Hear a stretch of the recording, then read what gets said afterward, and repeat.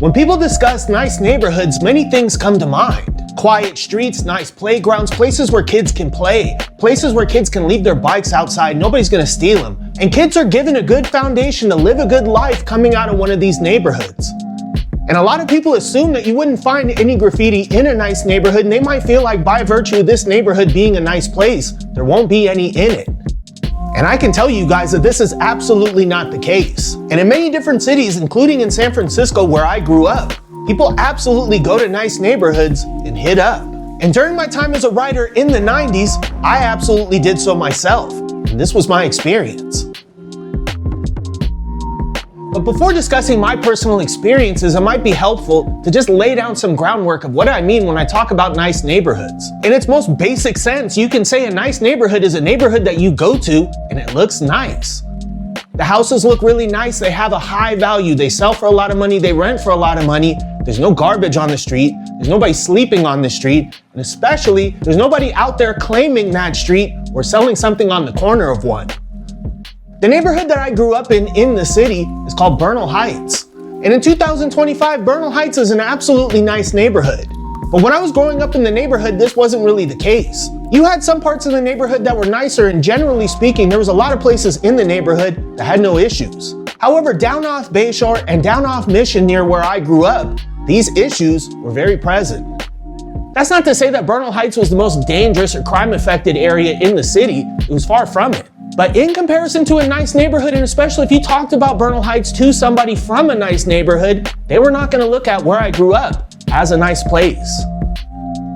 And before I started writing, I had almost no experiences out in these neighborhoods. I spent almost no time in them and barely knew anybody that lived in them. And because I knew almost nobody that lived in the Marina, the Richmond, or the Sunset, and I knew a gang of people that lived in the Mission, the Excelsior, and Bernal Heights, that's where I spent most of my time.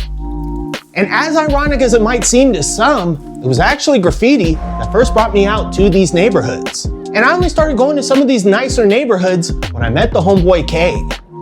When I met the homeboy K in 9th grade, he was living in Bernal Heights just a couple of blocks away from me in the apartment of somebody else I used to know. I believe his mom might have been a teacher, but I know for sure that his father, rest in peace to him, worked for UPS.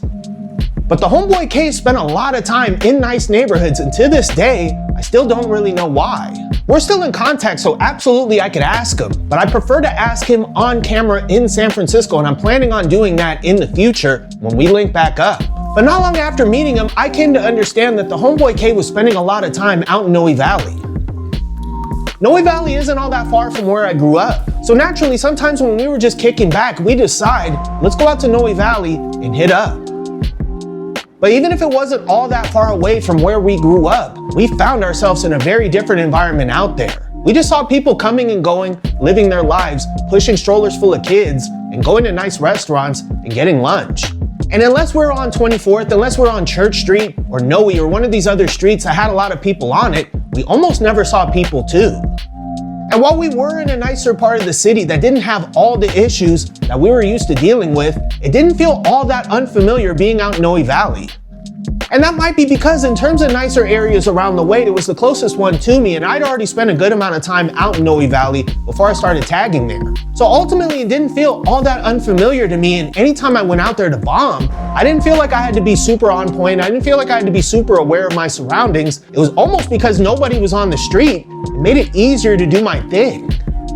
So without feeling unfamiliar and uncomfortable, I could go out there and pretty much proceed as normal. But when it came to the Richmond and especially the Sunset, this wasn't exactly the case. And the biggest difference was how we were treated on the street. I grew up a block off Mission Street, and on Mission Street, you'd usually see people all day, all night, just on the street. And during midday or later day, it wasn't uncommon to see hundreds of people on the street and on the bus on Mission. And with so much going on and so many people in the mix on the street, naturally, most people just minded their business. However, being out in the Richmond or being out in the Sunset especially, we got stared at. We got stared at a lot. And they wanted us to know that we were not welcome where they lived, that we had no place in their community, even just passing through. And folks that felt like this would stare at you until you were no longer visible. And this was something that we encountered pretty regularly out there. And to be honest with you guys, I encountered this kind of stuff even before I started tagging. And before I even fully understood the class implications of what was happening and what these people felt about me as somebody that came from the underclass, I understood that these people didn't like me and they didn't want me there. And you guys might be wondering how often we got this kind of treatment in these neighborhoods. And I can tell you it didn't happen as often out in Noe Valley, but it happened pretty much any time we went to the Richmond in the Sunset. And because this happened so often, you guys might be thinking that this made it hard to bomb in these neighborhoods. And to be honest with you guys, that wasn't the case. And in fact, it might have made it even easier. And that's because the people that were staring at us, the people that were trying to make us feel inferior, to let us know that we didn't belong, were doing this as a show of force. But once we were out of the physical sight of these people, something else would happen. And that was, once we were gone, we were forgotten. And they weren't gonna look at some graph in their neighborhood and associate it with two poor kids they already stopped thinking about. And man, that sure as hell made it easy to bomb some nice neighborhoods. And I walked up to many a stop sign and electrical box in broad daylight, pulled out a marker, didn't really hide what I was doing, and calmly hid up. And because there was nobody on the street robbing, there was nobody on the street gangbanging, pressing people, we could walk around freely and do just this. And because we were out in a nice neighborhood, we didn't see the cops too often either. One would think that in a nice neighborhood there would be more of a police presence, but back home I didn't really see this play out. And that's because that kind of treatment is saved for poor neighborhoods. The cops freak people out, and rich people don't want to feel freaked out in a neighborhood they're spending a lot of money to live in. That's not to say that you can't get caught up by the cops in a nice neighborhood, and especially if somebody feels a little bit more proactive, they'll just call the cops on you outright. But sometimes you just get unlucky, and the homeboy W got caught up by the police out in Noe Valley in 1998. And aside from this one interaction with the cops, we never had any kind of problems in these neighborhoods. And it was just pure stone cold bombing, catching multiple tags on the street in daylight anytime we went to these neighborhoods, in the Sunset especially. And there were two things especially that I loved about going to the Sunset in the Richmond and getting up. First and foremost, it was really cool to hit up somewhere that was far away from where I lived. Being a bus hopper, I could have accomplished this by hitting up on the lines that went out to these neighborhoods, and I did that as well. But if you're trying to be up in these neighborhoods and be present, this alone will not accomplish that. And you're gonna have to go out there and put your feet firmly on the ground and do your thing. And I just always liked having that feeling of knowing that I was up somewhere else, that somebody that had never seen me before, or somebody that had seen me before but seen me very far away, was seeing me there now too, and they were thinking, damn, this fool Harm is putting in some work. And the other thing that I loved about tagging in these neighborhoods was they really didn't have all these other problems you had to worry about where I grew up. And while people were gonna trip on you, and people did trip on you pretty much anywhere you went, this was a lot less intense than what we were used to. And just going out there just felt like a vacation. It felt like a very carefree experience where we could just go, hit up, not worry about anything, go out and just crush these neighborhoods, do our thing endlessly, and there seemed to be no consequences. And in the video that I dropped last week about AWR and MSK hitting San Francisco, that's how they felt about San Francisco too. And as I talked about in the video, not everybody in the city was happy with them being in the city, and this mentality that they had definitely didn't help.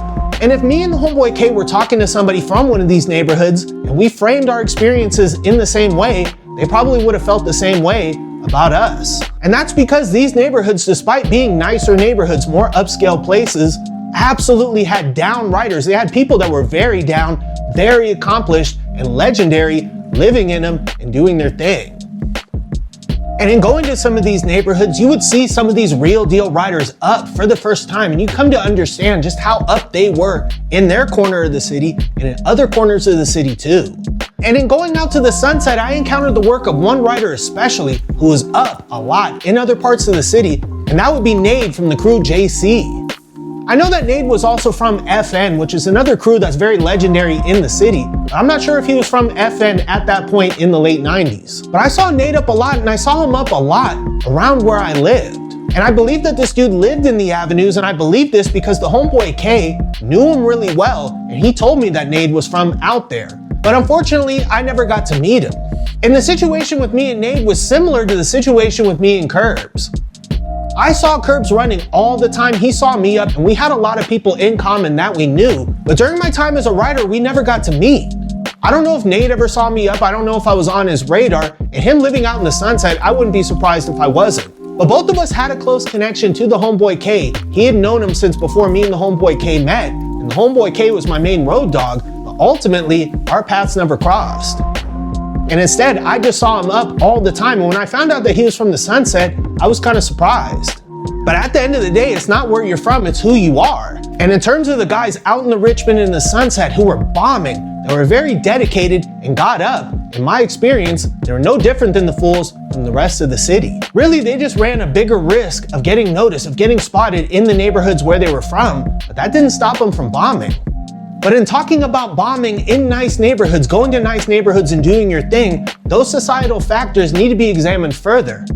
And if I could, current me would ask previous me a question. And this question is, do you feel like what you did in those neighborhoods was class warfare? And that might be kind of a heavy question to ask a 13 or 14-year-old kid. But then again, me at 13 or 14 years old was already thinking about this stuff.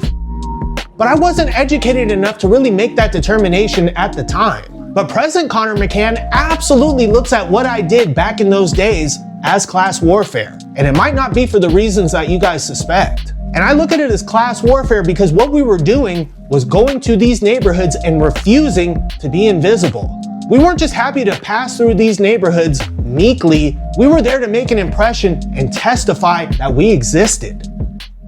I just didn't see it like that at the time. And really, I was just happy to go somewhere and tag and do my thing, get up, be up in a different part of the city and do so unbothered.